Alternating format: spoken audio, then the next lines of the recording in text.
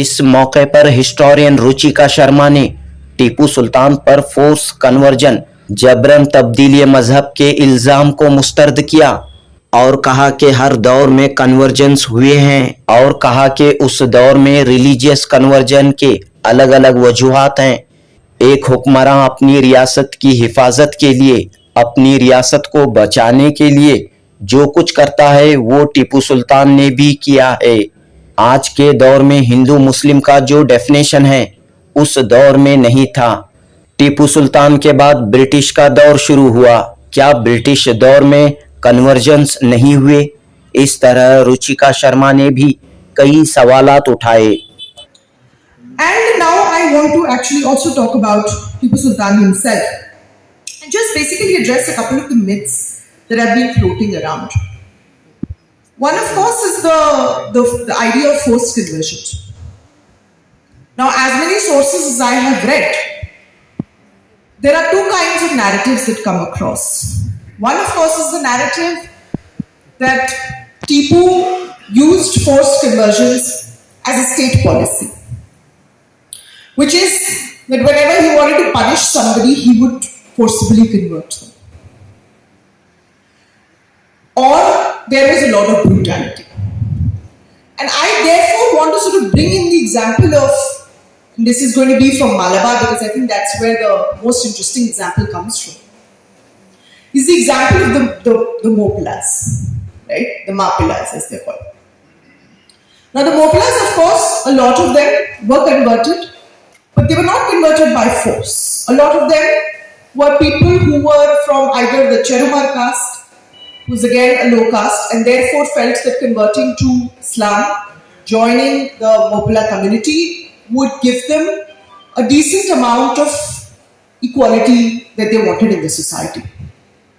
So a lot of them converted.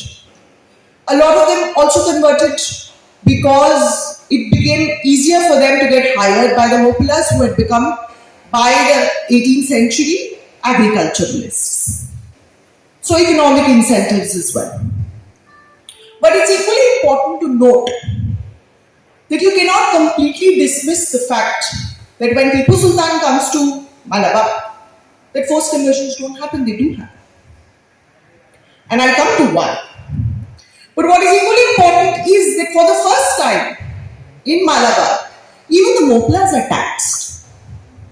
The land taxation before that would allow them to not be taxed as their customary right. Only the peasant was taxed.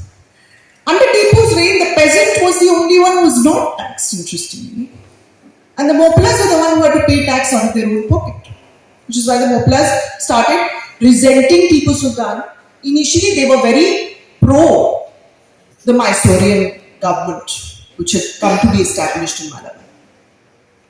But eventually, they became anti-Tippu Sultan. So Tipu was pretty ruthless with the Mopilas as well. But like I said, you cannot rule out the fact that there were some forced conversions that were certainly carried out. Now, why was that happening? Why was he ruthless in crushing the Mopilas who were rebelling against him? And why is he carrying out forced conversions of these Hindus? One of the main reasons is because the problem with popular history today is that it starts looking for angels and demons and kings. It's very important to contextualize monarchy. Monarchy is based on the use of ruthless force. You don't use ruthless force, you are dead as a king, literally. Some other king will come, use ruthless force against you, use ruthless force against your loyalists, and become the next king.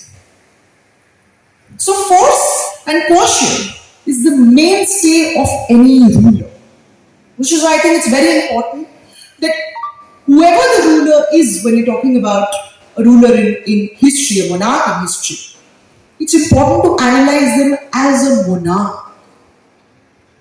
No matter how much you like them, no matter how much you hate them, it's very important to contextualize in the fact that kings at that point of time did have a set of ruthless policies that they followed to keep their subjects and to keep their enemies in check. But because Tippu did some forced conversions, there are many myths that have come about, which academic historians have been debunking for at least half a century now. And one of the most important myths that they have been debunking is this myth that comes about that because he was converting so many Brahmins, 3,000 Brahmins committed suicide. No, they don't. They didn't. In fact, I would say the Brahmins were probably the least who were affected by the forced conversions. And this aligns with if you look at the history of the Brahmins in general. Since Sudip had sort of brought this point, and I want to rescue people from this idea that he was somehow paying a lip service to the Brahmins, he was just following the policy of every ruler before him. Every ruler, no matter what their caste, has paid a lip service to the Brahmins because they recognize very quickly that these are the people who are at the top of the social hierarchy. You make friends with them, your legitimacy is going to flow easily.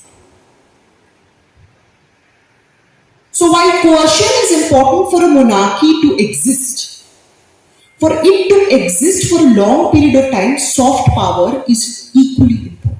Where does that soft power come from? From social legitimacy. Where will that social legitimacy come from? By being friends with the people who can grant you that social legitimacy. So for example, this is centuries and centuries before Tippu, you had a group of people called the Kushans. Now these are people who are technically described as, this is a very terrible term, which is described for outcasts called Mlech, barbarians. Because they come from outside the subcontinent, right? From China. The tribe is called Yuchi. But it's fascinating that within 5 to 10 years of them coming to the subcontinent, in the Afghanistan, Pakistan, northwestern region of India, they managed to earn the title of Devaputra, which is the son of the god himself. So from being Malecha, they graduated to becoming Devaputra. How did they manage this? Population.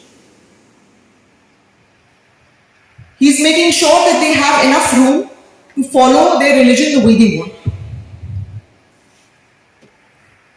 So if he's forced converting a section of people, these are usually prisoners of war, right? It is also somewhere down the line a response to what the British are doing at that point of time as well. The British are carrying out a lot of conversions to Christianity. And we know this for a fact that Tippu and Hyder were both very influenced by the English in the sense that they knew these are powerful people. So it's very important to understand how they maintain their power. So one is of course technology, which fascinated both Tippu more so than Hyder. The other of course is the fact that, what are the ways in which they are exercising control. The other thing that I want to touch upon with respect to Tippu is of course the fact, this particular incident that I think is very, very important to discuss, is the sacking of the Sringeri Math, which happens in between 1790 and 1792 by a group of the Marathas called Raghunath Rao Patwardhan. Raghunath Rao Patwardhan's forces during the Third Anglo-Mysore War go and completely raid Sringeri Math. The raid let them have 60 lakh rupees of loot. This is no joke. It's huge money at that point of time. 18th century, 60 lakh rupees. Must be roughly about 6 crore rupees today. Probably more. A conservative estimate.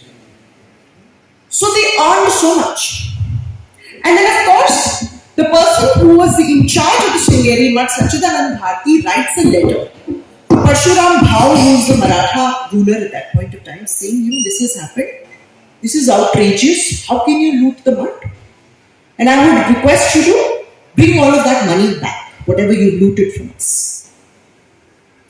And he says, you not only looted from us, you also destroyed the shrine of Shardamba, which is Saraswati. You've also broken this idol of Shardamba. So he is given an assurance that, he'll be returned these items, but we hear nothing from them further on. Who is the person who makes sure that the money gets to the Sringeri Mutt? It's Tippu Sultan. Tippu Sultan writes a letter saying that he is horrified this has happened and that he is giving 400 rahatis. Rahati was a kind of a coin. Tippu had very eclectic names for his coins, and a lot of the times the coins denoted the function that they were to perform. So rahati was a kind of coin which would give relief, which was given in relief measures. So the relief measure was 400 rahatis given, and he said that with this money you can reinstall a new idol of Shardamba and you can create a new shrine for Shardamba. And also, I would like you to pray for the reign, my reign, Tippu's reign. Because at that point of time, he's facing a lot of enemies. You have the Anglo-Mysore wars, especially on the third one. You had the Marathas, the Nizam of Hyderabad, as well as the British on one side. And then you had the Mysorean government on the other. So they're very cornered. So he absolutely needs whatever prayers he can get. So it's fascinating to see how Tippu is able to understand, firstly, that his population is diverse and therefore their needs are diverse. And therefore, if he is extending relief measures to X population, he will extend relief measures to Y population as well. But at the same point of time, it is also a very wise thing for him to do as a king. There's a quid pro quo as well. Right? Sachidanand Bharti, a very important person, he's the head of the Sringeri Mutt, being in his good books will help Tippu Sultan. Right?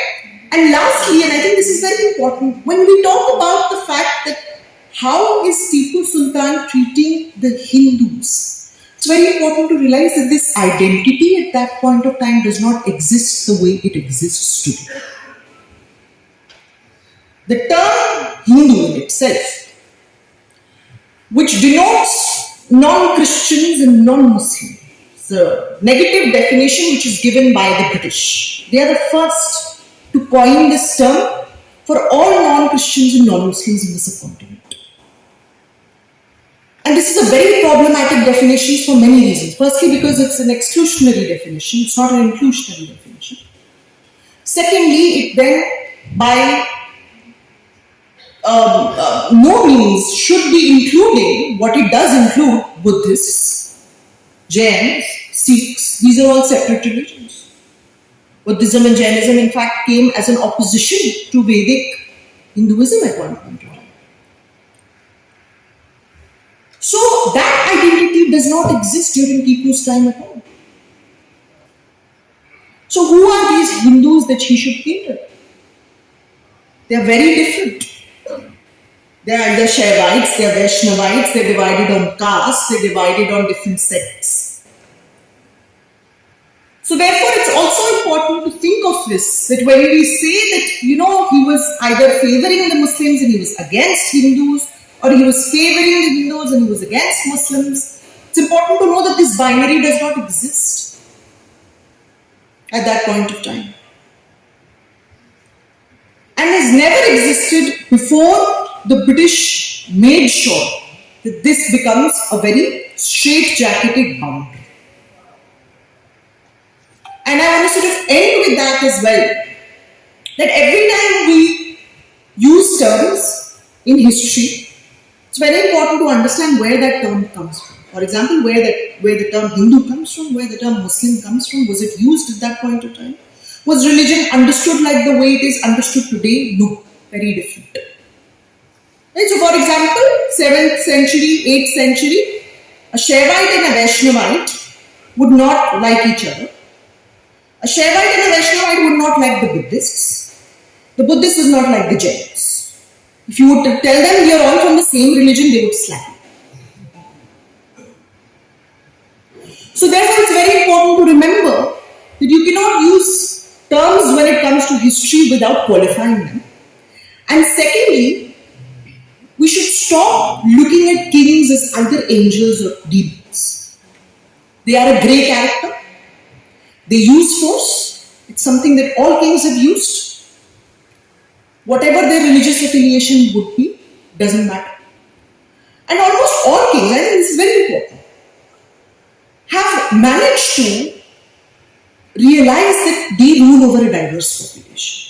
And it is in their interest to keep patronizing as much of the diversity as possible. And Tippu is no exception to that fact. He did exactly that. Thank you. Minister Priyank Kharge का एक बार फिर RSS और BJP पर हमला। टीपू सुल्तान और हैदर अली के हवाले से की बात। मुल्क के इतिहास को तोड़ मरोड़ कर पेश करना बंद करें, सही तारीख को अवाम के सामने पेश करें। टीपू सुल्तान एक बड़े फ्रीडम फाइटर थे, हैं और रहेंगे। सिर्फ इंडियन हिस्टोरियन ही नहीं, ब्रिटिश हिस्टोरियन भी टीपू सुल्तान के कारनामों को उजागर करते हैं। मिनिस्टर प्रियंक खरगे का बड़ा बयान। ಬಿಜೆಪಿಯವರಿಗೆ ಹೇಗಿದೆ, ನಮ್ಮ RSS ಬಿಜೆಪಿ ಇತಿಹಾಸ ಓದೋದಿಲ್ಲ. ಇವಾಗ ಯಾರು ಕೆಲವು ರಾಜರಿಗೆ ಇಷ್ಟೆಲ್ಲ ಹೇಳ್ತಾರಲ್ಲ, ಅವ್ರ ತಾಯಂದಿರು ನೋಡಿದ್ರೆ ಅವ್ರು ಮುಸಲ್ಮಾನರು ಇರ್ತಾರೆ, ಅವ್ರ ತಂದೆಯವ್ರು ಮುಸಲ್ಮಾನರು ಇರ್ತಾರೆ. ಈಗ ಎಷ್ಟು ಜನ ಮೊಘಲರ ಆಸ್ಥಾನದಲ್ಲಿ ರಜಪೂತ್ ರಾಣಿಗಳಿದ್ರು. It's all about alliances. ಅವರು ಇತಿಹಾಸದಲ್ಲಿ PhD. Is a British. ಅವ್ರೇನು ಹೇಳ್ತಾರೆ, ಸರ್, ಭಾರತದ ದೇಶದ ಇತಿಹಾಸ ಪುಟದಲ್ಲಿ ಬಹಳಷ್ಟು ಜನ ಸ್ವತಂತ್ರ ಹೋರಾಟಗಾರರ ಹೆಸರಿದೆ, ಆದ್ರೆ ಬ್ರಿಟಿಷ್ ಇತಿಹಾಸದ ಪುಟದಲ್ಲೂ ಕೂಡ ಭಾರತದ ಸ್ವತಂತ್ರ ಹೋರಾಟಗಾರರು ಬಹಳ ಕಮ್ಮಿ, ಅದರಲ್ಲಿ ಟಿಪ್ಪು ಸುಲ್ತಾನ್ ಒಬ್ಬ ಅಂತ ಹೇಳ್ತಾರೆ. बेंगलुरु में आज हैदर अली और टीपू सुल्तान पर कन्नड़ा किताब का इजरा अमल में आया।